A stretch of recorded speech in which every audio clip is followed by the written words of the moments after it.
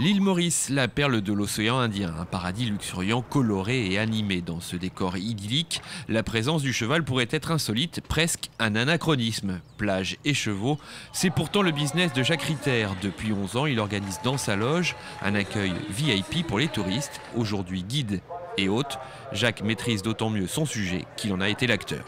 Ils ont un traitement spécial, unique, parce qu'en plus qu'ils ont droit à aller au balcon, suivre le déroulement de l'avant-épreuve, et puis ils sont reçus ici avec du champagne, de la bière, des petits fours à longueur de journée et des spécialités mauriciennes sans arrêt.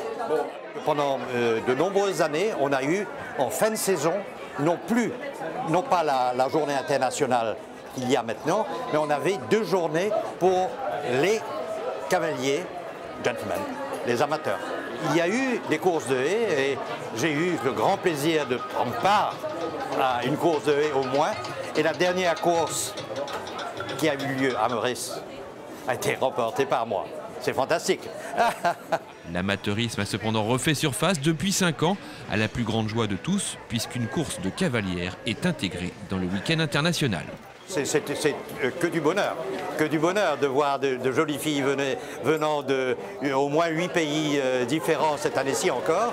Et à Maurice, on a eu une jeune femme, qui n'est plus jeune femme aujourd'hui, qui est montée en course. Elle s'appelait Solange Geoffrey, qui était une très bonne cavalière.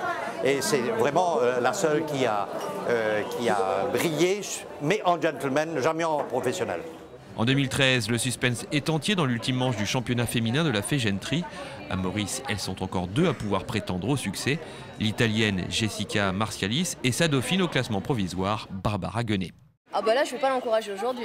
Je la féliciterai bien sûr après si toutefois elle gagne. Mais sur la piste, bien sûr, je ne vais pas l'encourager, je vais m'encourager moi d'abord. Je sais que ça va être quand même très difficile de remporter la fégenterie dans le sens où il faudrait non seulement que je gagne, mais en plus que Jessica soit au mieux 5e. Donc bon, ça fait quand même beaucoup de paramètres, mais bon, je me bats jusqu'au bout. C'est la compète sur la piste, mais on ne va pas se faire de crasse ou de choses comme ça, donc c'est la compète, mais dans le bon sens du terme. À Maurice, les cavalières, c'est la touche d'exotisme devant ces demoiselles. Tous sont conquis. D'habitude si exigeants, même les professionnels sont sous le charme. C'est devenu une tradition là, dans les journées qu'on appelle nous le week-end international, où on a les jockeys sur invitation. Mais tous les ans maintenant, depuis 4-5 ans, là, on fait la journée réservée aux dames pour le championnat des jockeys dames amateurs. Les jockeys qu'on connaît moins, on ne sait pas trop comment ça va réagir en course, mais c'est pas par rapport à la dame, hein, c'est par rapport aux jockeys eux-mêmes. J'ai eu de la chance, l'année dernière, l'Italienne avait gagné avec mon cheval. Et cette année-ci, nous avons Barbara qui va monter notre cheval. Et on a quand même une bonne chance avec. Et je crois qu'elle va faire une très bonne course avec.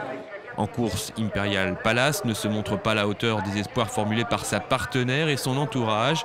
A l'inverse, la réussite de Jessica Marcialis à Maurice ne se dément pas.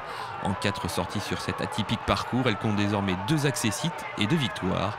La dernière en date lui assurant la couronne de la fégenterie.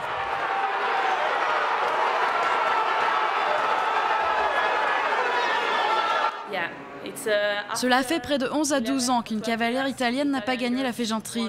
C'est juste extraordinaire. Je remporte la course et triomphe dans le championnat.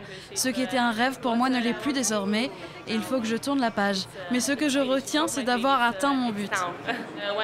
Quand je suis arrivée à Maurice, tout le monde m'a dit « tu peux gagner, tu peux gagner ». Moi, je connaissais les qualités de Barbara. C'est une cavalière redoutable. Dans un parcours, elle sait ce qu'elle fait, où elle va. Comme moi, elle monte très bien et elle ne s'avoue jamais vaincue. C'était donc un vrai challenge. Je termine première, mais je ne devance pas n'importe qui. C'est aussi très important. C'était ma 3e participation à la fégenterie. Une autre cavalière va me remplacer. Cette année, c'est la meilleure parce que j'ai gagné, mais aussi parce que nous formions un vrai groupe. Une équipe composée de cavalières très différentes les unes des autres, mais une équipe soudée et unie.